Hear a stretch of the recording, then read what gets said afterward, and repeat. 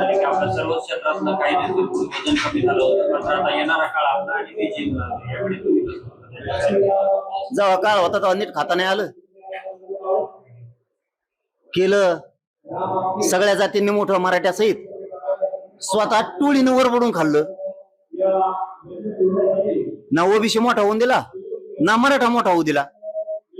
मारामारीत वेळ जास्त घातला एक काळ असा होता आता तुम्ही प्रश्न काढला म्हणून मला बोलायचंच नव्हतं त्याच्यावर एक काळ असा होता ते विरोधी पक्ष नेता होता बघा तेव्हा ते असं आरडायचं लोकांच्या मनामनात जाऊन बसलं होतं ते की ह्यो जातीवादी माणूस वाटत नाही ह्यो गोर गरीब सगळ्या जातीसाठी लढणार आहे पण ज्यावेळेस याला मराठ्यांनी आणि सगळ्यांनी मिळून निवडून दिलं ना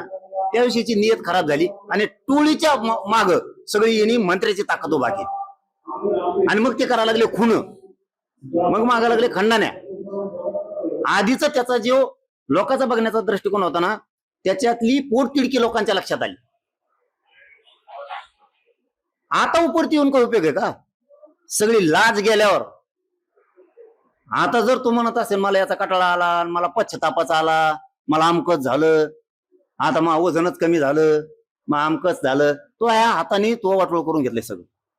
आणखीन तरी तुला सांगतो तू शहाणा होय तू मराठीच्या नादी लागू नको आणखीन बी तो हातून वेळ गेलेले तू जितका मराठीच्या नादी लागशील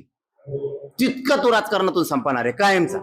आणि एकही पक्ष तुला जवळ नाही करणार एक पण ना भाजप ना अजितदादा ना शिंदे साहेब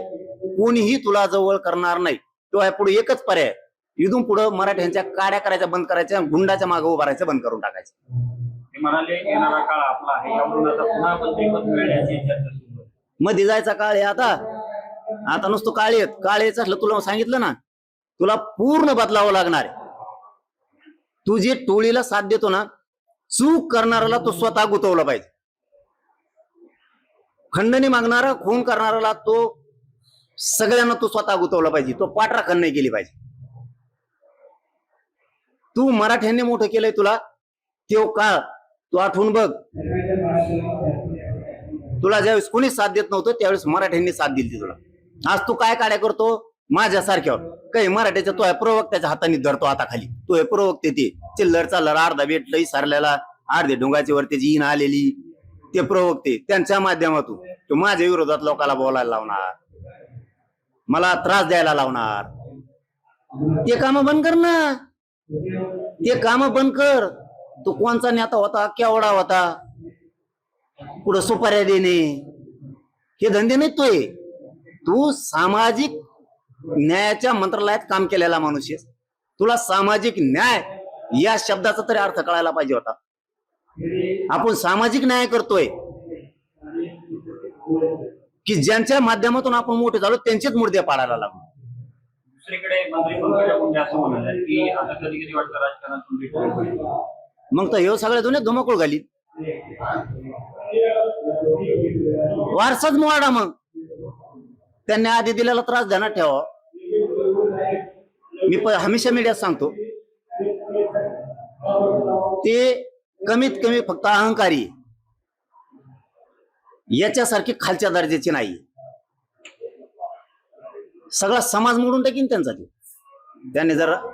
कटाळा आला म्हणून जर बाजूला गेलं ना सगळा समाज मोडून टाकी सगळ्या टोळ्या होत्या अख्ख्या टोळ्या नुसत्या मारामारी आणि इथून पुढे मारामारी मराठ्या संघ करायची नाही हे ध्यानात ठेवी इथं पाठ्य मी आहे तुला सुद्धा मध्ये घालीन सोडणार नाही आता दोनदा तीनदा वाचलंय तुला तू मस्साजोगच्या प्रकरणात वाचलेला आहे आमच्याच लोकांनी वाचवलेला आहे तुला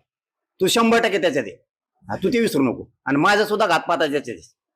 तुझे नागपूरला बसला ना अजितदादाला घेऊन फडणवीस साहेबाला त्या रश्मिताई शुक्लाला त्या दिवशी तुला वाचलेला आहे ध्यानात ठेवतो तू त्या माझ्या घातपाताच्या प्रकरणात सुद्धा आहे आणि फडणवीस साहेबाजवळ पुरा डाटा येतो कधीही बाहेर तो निघू शकतो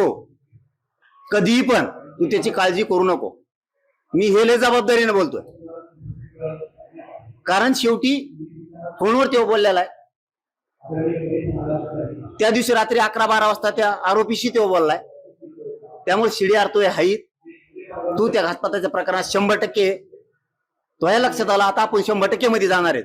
म्हणून तो अजितदादाला त्यांना गळ घालून फडणवीस साहेबांना सगळ्यांना मिळून तू नागपूरच्या अधिवेशनाच्या टायमाला त्या प्रकरणातून तुला त्यांनी बाहेर काढलेलं आहे तू किती दिवस पळशील किती दिवस पळशील? तू पाप करायचं बंद केलं, ज्या मराठ्यांनी मोठं तुला केलंय त्यांना त्रास द्यायचं बंद केलं तर तू काहीतरी होऊ शकतं, नाही तू सुद्धा वाईट दिवस येणार आहेत, चांगले येणार नाहीत.